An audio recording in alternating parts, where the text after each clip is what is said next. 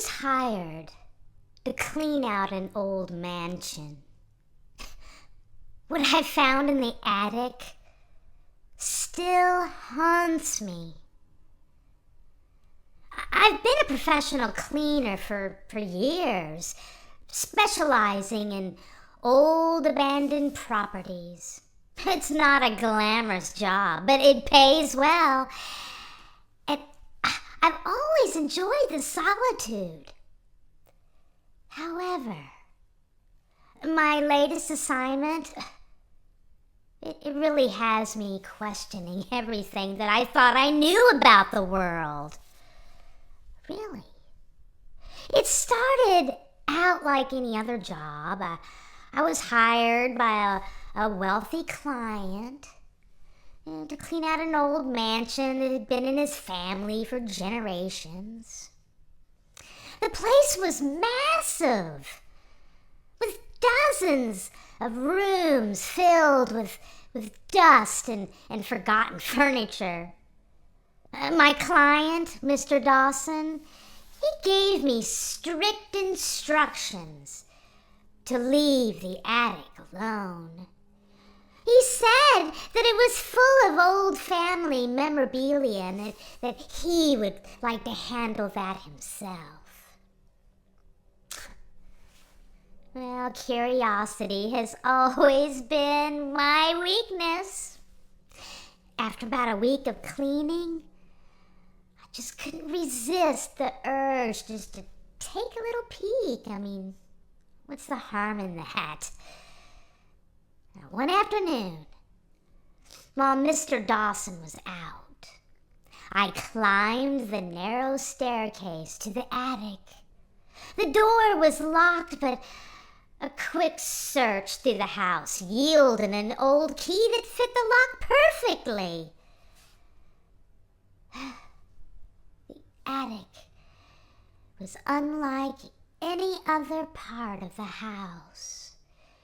It was dark and musty, with a single window covered in grime. As I moved my flashlight around, I noticed a strange metallic smell in the air.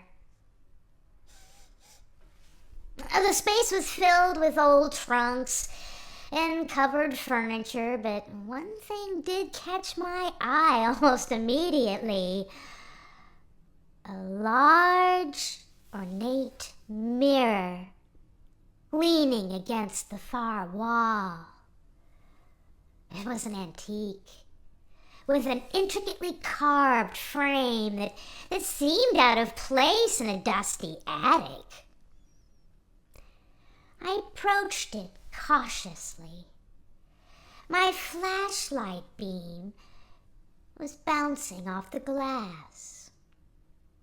As I got closer, I saw something move in the reflection. In my heart, it skipped a beat, and I spun around, but there was nothing there.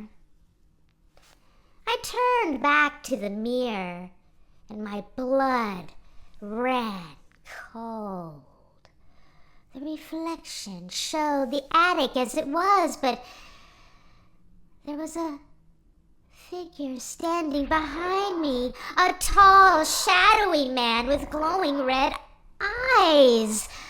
I felt a chill run down my spine as the figure raised a hand and pointed directly at me. I stumbled back, knocking over an old trunk.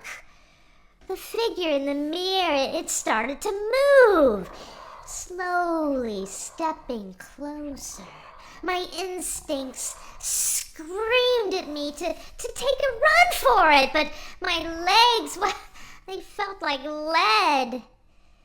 And just as the figure was about to reach the surface of the mirror, I suddenly snapped out of my paralysis and I bolted for the door. I slammed the attic door shut behind me and I locked it. My heart, it pounded in my chest as I leaned against the door, trying to catch my breath. I could hear faint whisperings coming from the other side, but I couldn't make out any of the words. The metallic smell seemed to linger around me, clinging to my clothes. I decided to leave the mansion that night. I packed all my things up and I left a note from Mr. Dawson. I left a note explaining I just couldn't continue the job. And as I drove away, I glanced back at the house and I saw a figure. It was standing in the attic window, watching me.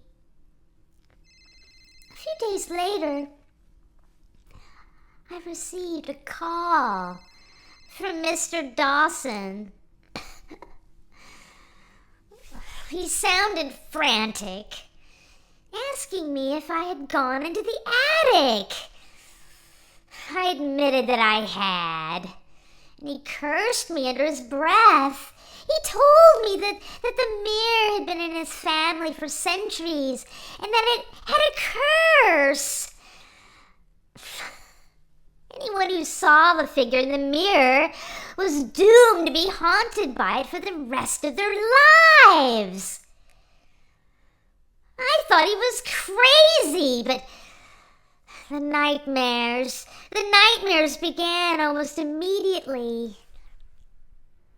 Every night, I dream of the attic and the figure with the red eyes.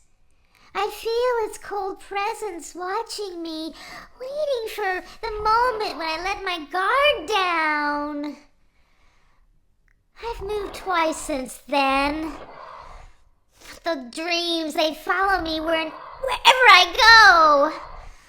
I tried to destroy the mirror in my dreams, but it always reappears. It's always untouched. I'm writing this down because this memory cannot be lost. This is a warning. If you've ever cleaned out an old house and you find a hidden attic, leave it alone. Some secrets are just better left undisturbed.